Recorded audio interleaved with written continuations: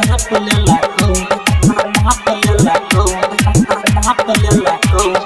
DJ Badal Raj mix by Suryadev Kushwaha. दर्जी चोली के नाप लेला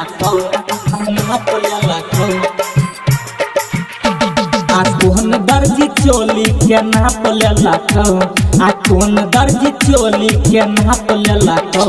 आ झल झल देखाय छो झूला के सिलक आ झल झल देखाय छो झूला के सिलक आ कौन दर्जी है बे कौन दर्जी है बे कौन दर्जी चोली के नाप लेला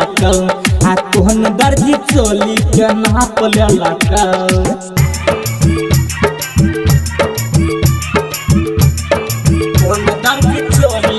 डीजे बादल राज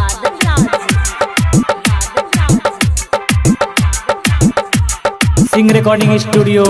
मुसहरनिया नेपाल। के पाछा चौकी पिया का भेल छौ खराब आ झाई पे के चल सब पी ले छै शराब आ झाई पे के चल सब पी ले छै शराब के पाछा चौकी पिया का भेल छौ खराब आ झाई पे के चल सब पी ले छै शराब आ करे में कठिन गलत कैलक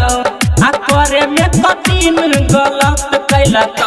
आ कौन दर्जी है के कौन दर्जी आ कौन दर्जी चोली के नाप लेलक आ झल झल देखाय छो झूला के सिलक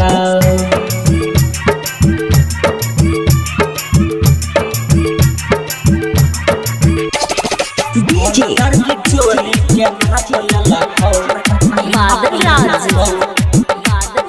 कौन दर्जी चोली के नाप लेलक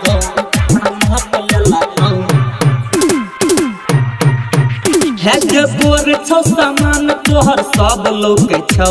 हम नजर गरा के छौरा सब देखे छौ हम नजर गरा के छौरा सब देखे छौ है के बोर छौ सामान तोहर सब लोग छौ हम नजर गरा के छौरा सब देखे छौ आ सूर्यदेव सुधीर सुझाव देलक